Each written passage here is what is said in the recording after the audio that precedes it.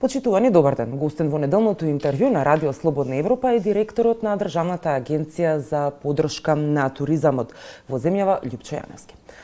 Господин Јаневски, според последните податоци од Светската туристичка асоциација, Македонија бележи пад во туризмот од 8%. На што се должи тој пад? Тие бројки се споредбени 2019 со 2023 година. Всушност, и во извештаите на Светската туристичка организација се очекува 90% од пазарот да се врати на нивото во 2023 на нивото од 2019 година. Ако ги гледаме бројките за првите 6 месеца, тоа се должи на неколку објективни и субјективни причини. Всушност, политичката состојба создаде да намалуваме минус во бугарските туристи од 60 до 70%, бидејќи имаме помал број на остварени ноќевања и туристи. Секако и обратен правец од наша страна кон нив. Потоа 2 до 3 пазари кои што очекувавме да бидат во минус, односно албанскиот и косовскиот пазар, кои што веќе по 2 до 3 години пандемија решија да отпатуваат на други дестинации, бидејќи и природно е да патуваат. И неколку традиционални пазари кои што во 2023 година поради недостаток на слотови и чартер линии имаат мал пат. Всушност, тоа го надокнадуваме со голем број на други дестинации и минусот од 7 до 8% кога говориме во овој момент е очекуван. А ако ги погледнеме внатрешно или уште подлабоко статистичките податоци, ќе видиме дека двата наши најпосетувани центри, Скопскиот и Охридскиот, не бележат пад со резултатите од 2019 година и во бројот на туристи и во бројот на ноќевања, односно се 2 до 3% во плюс. Спомнавте дека македонско-бугарскиот спор е тој кој што има свое влијание во намалување на бројот на туристи кои што доаѓаат од Бугарија, од македонски кои што одат во Бугарија. Очекувате ли можеби некако да се вратат тие туристи доколку се случат уставните измени? Во континуитет вршиме промоција, бидејќи бугарскиот пазар ни во примарни пазари во 2019 година било во првите 5 со остварени скоро 100.000 ноќевања. Не само политичката состојба, но туку и туристичката дипломатија треба да си го земе своето. Всушност, туризмот не познава граници. Туризмот познава само дестинации, а тие се движат до таму до каде што туристите сакаат да патуваат и имаат атракции во дестинацијата. Треба да ги направиме дестинациите уште поатрактивни, за тие пречки да можеме многу полесно да ги пребродиме. Каква стратегија нуди Македонија како туристичка дестинација? Дали е тоа планински, езерски, селски туризам или само транзитен? Многу интересно прашање кое што се провлекува години наназад. Всушност, ние како дестинација сме дестинација без море и дестинација за 4 сезони. Всушност, се тоа што го кажавте може да биде вклопено во една долгорочна стратегија во туристичката индустрија. Треба да се фокусираме на повеќе нешта. Треба да се фокусираме на поголем просечен престој на странските туристи. Тоа може да се направи само со зголемување на пакетите, односно намалување на некаков начин на кружните патувања, односно додавање на еден ден повеќе во дестинацијата, а исто така и со пакети од 3, 5 и 7 дена на големи туроператори кои што треба да сервисираат нашата дестинација. 2023 година успеавме да го зголемиме просечниот престој на странските туристи, бидејќи традиционалните пазари веќе се во добра кондиција, кога се чартер линиите за Охрид и југозападниот регион, но тоа што во овој момент треба да го подобриме е градот Скопје, кој што треба да пулсира во текот на 12 месеци како бизнис центар. Но зошто немаме стратегија која што ќе направи фокус на една успешна приказна што би ја нудела во соседството или во европските земји? Во првите 5 перцепции на странските туристи за нивниот мотив е руралниот туризм. Еногастро концептот кој што е во подем, бидејќи сме 13 во свет по извоз на вино, а 22 по производство, односно природата, националните паркови, културното и историското богатство се нашите јаки страни. Всушност, Македонија е последната неоткриена дестинација во Европа и треба да ја откриеме на свој начин, на начин на кој што луѓето од странство треба да не доживеат. Тоа што ние треба да се фокусираме е да направиме нова реорганизација во туристичката индустрија. Агенцијата за промоција и поддршка на туризмот веќе има преземено доволно ингеренции и уште повеќе отколку што овој момент е создадена во 2008 година. Всушност, потребни се destination management организации на локално ниво, бидејќи се покажа дека голем број на општини не го преципираат туризмот. Немаат никакви стратегии кои што се на локално ниво или немаат истражувања колку е удел на туризмот всушност во нивната локална економија. Локалниот економски развој може многу повеќе во туристичката индустрија. Всушност, развојот на екотуризмот, со развојот на руралниот туризм, ние имаме ниска сезоналност. немаме големи пикови. Имаме пополнетост на сместувачки капацитети, но и капацитети кои што треба да се изградат. А руралниот туризам е иднината на македонскиот туристички сектор, бидејќи тогаш ќе создадеме нови работни места, ќе создадеме микро и мали семейни бизниси, бизниси кои што ќе бидат на своето место. Тоа му треба на туризмот во Македонија. Во тој контекст, колку пари губи државата од недостигот на сите овие работи кои што ги спомнавте? Тоа што треба да направиме е во текот на годината да имаме рентабилност на хотелите над 40%. Во овој момент нема можност да се измерат во целост букинзите на Booking, на Expedia, Airbnb. Од прилика 40 до 45% е сивата зона во туризмот во Македонија. Ако имаме 530 милиони долари, според институциите на нашата земја, промет во туристичката угостителска индустрија, тогаш можете да замислите 40% колку губиме на црно, односно со колку проценти ние всушност ја оптеретуваме во овој момент легалната економија или испречуваме странските инвеститори да имаат поголема надеж со долгорочните стратегии и со перцепцијата на туристичката индустрија токму кај нас, за да можат да инвестираат во нови сместувачки капацитети и во подобрување на условите.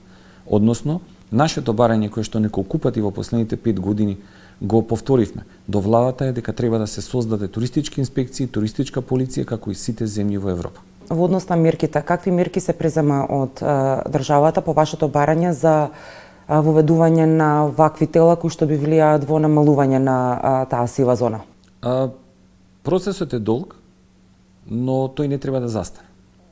Ако говориме дека треба да имаме архитектурирање во туристичката индустрија, односно создавање на destination management организација на најниско ниво, тогаш Агенцијата за промоција и поддршка на туризмот треба да прерасне во национална туристичка организација, а веќе да зборуваме во наредните 2 до 3 години за Министерство за туризам, кое што сме единствената балканска земја која што го нема. Мислам дека и се многу ретки земјите во Европа кои што го немаат.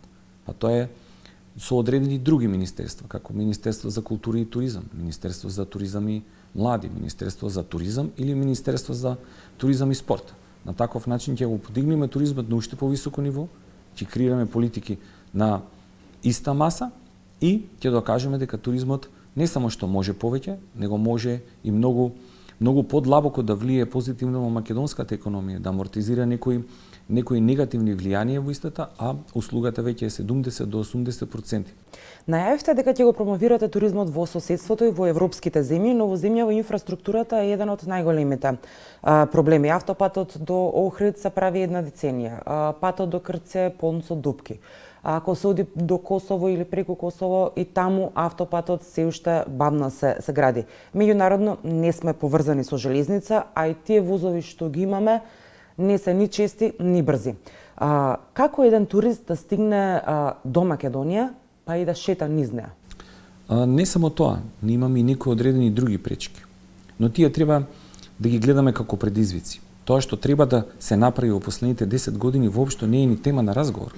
Бидејќи ние во 2019-2020 требавме да имаме и да возиме на нов пат од Кичево до Охрид. Требавме нови патни правци.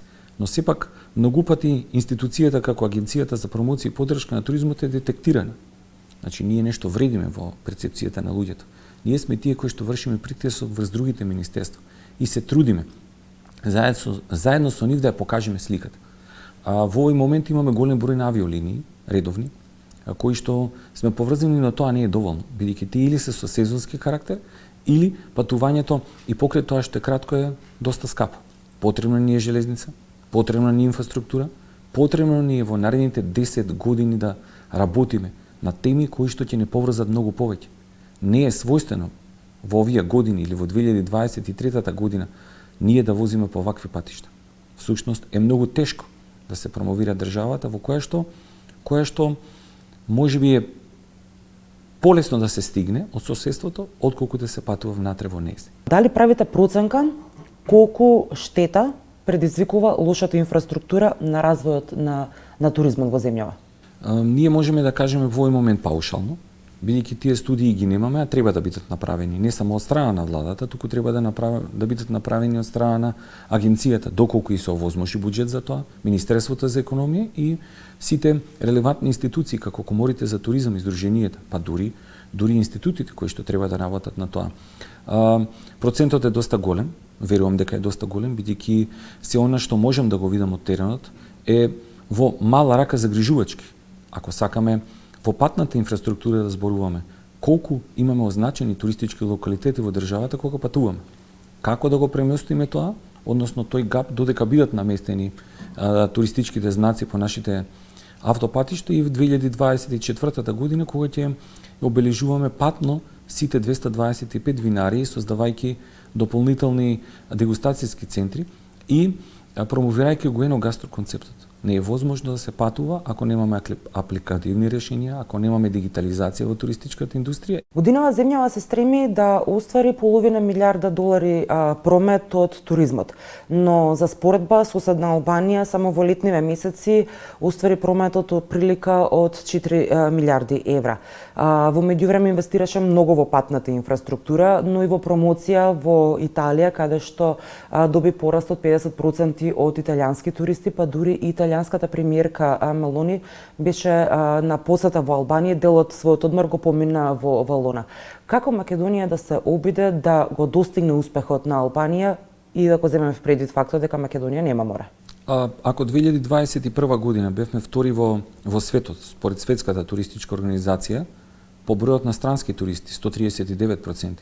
Ако 2022 година бевме 10 во светски рамки по растот на туристичкиот промет и забележавме 481 милион долари, значи 2022-та. Ако 2023 година се трудиме да ги амортизираме сите негативни влијанија од 2020 година од пандемијата, сепак не одекнува овие резултати толку јаки како што одекнаа на Албанија. Албанија во последните 10 години многу вложува сериозно во туризмот, во инфраструктурата и во се она што нас не недостасува.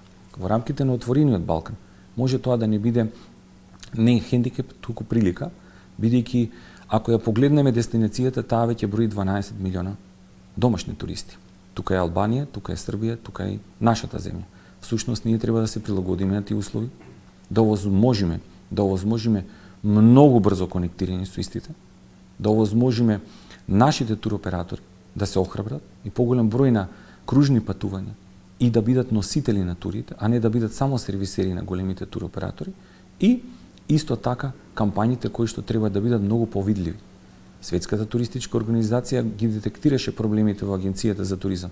Континуирано намалување на буџетот на Агенцијата за промоција и поддршка на туризмот во последните години создава поспоро враќање на патеките од 2019 година и тоа е типично детектирано. 2024 година е побаран рекорден буџет на Агенцијата за промоција и поддршка на туризмот со факти, со мерливи резултати и со ефекти кои што требаме до 2025 година да ги постигнеме. Ви благодарам за разговорот. Благодариме на вас за поканата. Вам, почитувани, ви благодарам што го следевте неделното интервју на Радио Слободна Европа. До гледање.